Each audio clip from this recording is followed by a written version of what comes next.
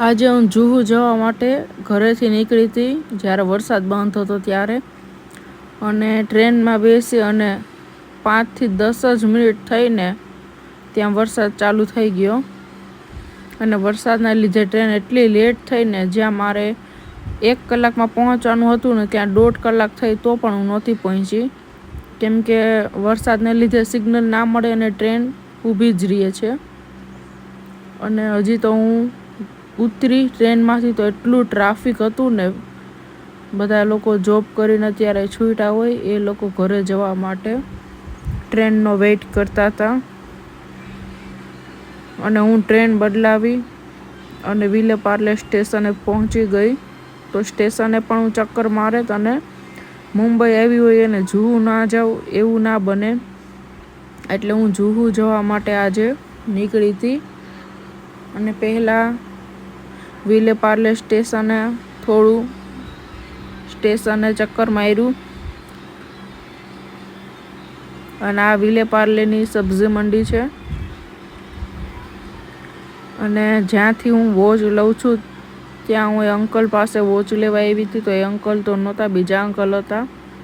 ત્યાંથી મેં મમ્મી માટે એક વોચ લીધી. અને પછી હું ત્યાંથી રિક્ષા કરીને નીકળવાની હતી. ત્યાં વરસાદ પાછો ચાલુ થઈ ગયો. એટલો ફાસ્ટ વરસાદ આવતો હતો કે લાગતું જ નહોતું કે વરસાદ બંધ થશે. 15-20 મિનિટ થઈ, ત્યારબાદ વરસાદ બંધ થયો. ત્યાં સુધી સતત વરસાદ ચાલુ જ હતો. એટલે વરસાદ બંધ થયા બાદ હું નીકળી ગઈ પાછી. અને સરસ મજાનું હનુમાનજીનું મંદિર છે, બહુ જ સરસનું, નાનું અને બહુ જ સરસનું છે. અને પછી હું રિક્ષા પકડી અને જુહુ પહોંચી.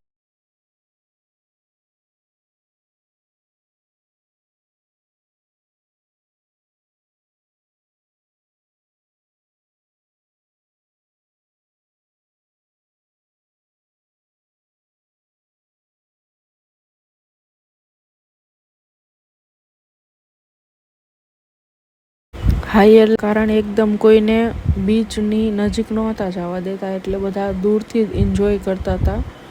અને એટલો ઠંડો પવન અને એટલી ત્યાં મજા આવતી હતી ને, એટલું સુકૂન મળતું હતું ને, તો થોડી વાર હું ત્યાં રહી. પછી હું પાછી વિલેપાર્લે રિટર્ન થઈ ગઈ રિક્ષા પકડીને. અને એક ટોપ પસંદ આવ્યું તે લીધું મેં. અને પછી જોતી હતી હું સવારની નીકળી હતી અને અત્યારે સાંજ થઈ ગઈ. આખો દિવસ નીકળી ગયો આમાં.